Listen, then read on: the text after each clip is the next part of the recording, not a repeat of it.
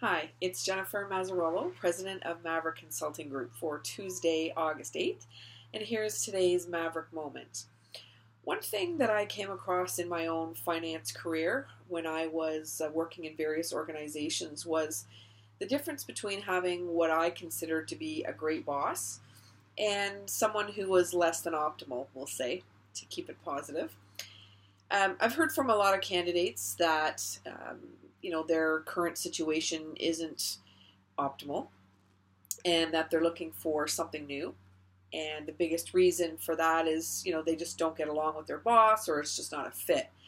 And one thing I wanted to talk to you about was what can cause that and how to overcome that.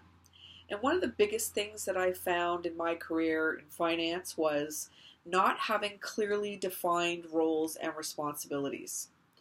And this is a simple thing. It sounds easy, but why is it constantly screwed up? Why is it that people take roles, they start, and after 3 months, they're looking to move around because the job wasn't what they were sold? How can that even happen?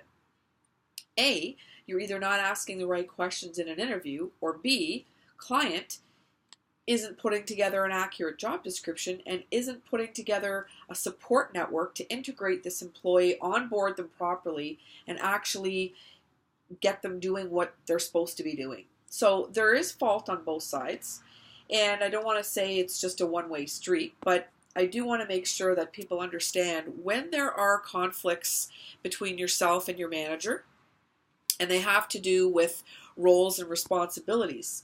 You can take the lead in the conversation, or if you're the manager and you're listening to this segment, then you can take the lead with your employee to make sure that you are having discussions and communicating with each other in a trustful, respectful way, and fostering an environment where you can have these conversations with each other.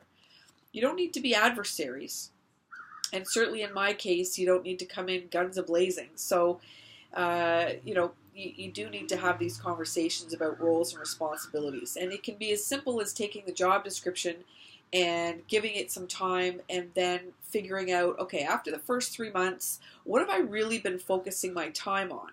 Well, it hasn't been on any of these top 7 things on the job description. It's actually been on this particular thing that's not even on the job description. So that's the time when you might want to get together with your manager and say, look, this isn't necessarily the role that I signed up for. Let's talk about how the role has changed versus what I was interviewing for. And if this is really going to be the focus, then let's maybe shift some responsibilities from some people on the team and talk about redeploying roles and responsibilities throughout the rest of the team. Because it doesn't just impact you and your manager. It also impacts everybody else on the team. So there's sort of an I piece of it, there's a we piece of it, and then there's team piece of it. And you do need to be having these conversations with your manager. And manager, you do need to be having these conversations with your candidate and your staff. Because if they're not performing, it may not be because they're a bad performer. It may be because they're not clear on what the expectations are and what the role is. So for God's sake, have the conversations. Anyway, that's my Maverick Moment rant for today. Mini rant, not a big rant, just a little one. And as you know, I'm a big proponent of communication when it works. So get out there, make sure you're looking out for your team, looking out for yourself, and looking out for your boss. And have those conversations. So have a great day.